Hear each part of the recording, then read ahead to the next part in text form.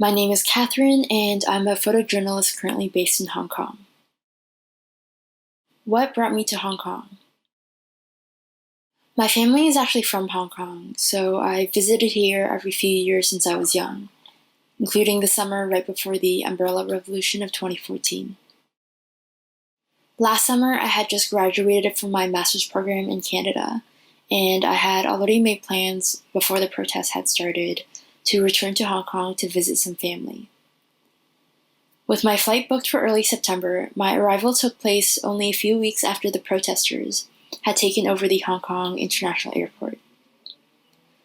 I remember stepping off the plane and immediately seeing dozens of protesters dressed in black and sitting on the ground inside of the arrival hall. Though I had originally planned for just a short visit, I actually decided to move here and stay here. And it's been about a year since I stepped off that plane. How did my photo come about? So this image was taken on November 17th, the first day of what has since become known as the Siege of PolyU. This was when police surrounded the university campus for an incredibly tense 2 weeks.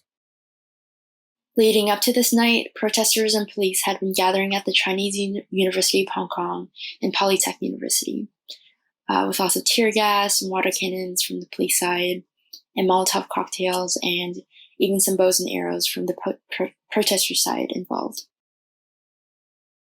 At this point in the protest, there was really a desperate feeling in the air that the protests had reached a pivotal point, and that this was a now or never moment. I took this image around 10 p.m. that night, a few hours after the police had announced the lockdown of the university just as the sun was setting, and blocked all exits with thousands of protesters still trapped inside. As a response to the lockdown, an urgent call had gone out online to have people on the outside flood the campus in an attempt to distract the police, which did not end up working.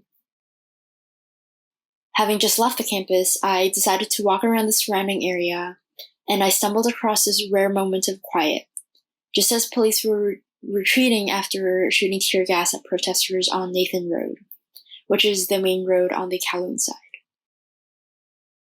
In quite an emotional moment, a young family came out from a nearby side street and carefully stepped out onto the main road, looking at the police and the bricks that were scattered on the road. They were just completely speechless and stood still, looking at the scene before them and holding each other. Right after I took this image, the police suddenly returned to fire tear gas at the few remaining people who were still standing around, and the family quickly ran away in a panic, holding their kid by the arm and covering their face to protect themselves from the tear gas. What did I take away from my time in Hong Kong? This year has no doubt been one of the most emotional and surreal years of my life. Having lived and studied in Hong Kong before, as my family is from here, I never would have been able to imagine that the events would unfold as they did. During the height of the protests, I encountered many moments of such genuine exuberance and hope for a better future that I had only very rarely encountered before in my life.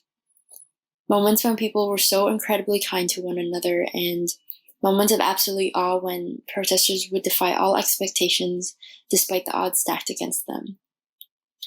I will never forget their sense of sheer power and energy that you could feel in the air as thousands of Hong Kongers would overtake the city, reclaiming the streets and singing "Glory to Hong Kong." At the same time, it was overwhelming and difficult to witness many of these moments, acutely aware of the historical importance of them, even as they were happening. So even though there were moments of hope, there were also many moments when protesters would be overcome with feelings of defeat, hopelessness, and fear, just like the moment with the young family in the photo. Especially with the national security law that has just recently been passed, there is no doubt that Hong Kong has been fundamentally changed forever. Nobody quite knows how the next few years and decades will pan out as China and US-China tensions continue to rise. But I'm humbled to have been able to witness a part of this. And I know that no matter what happens, these moments and the spirit of the protests have been seared into the memories of those in Hong Kong and everyone who's been watching around the world.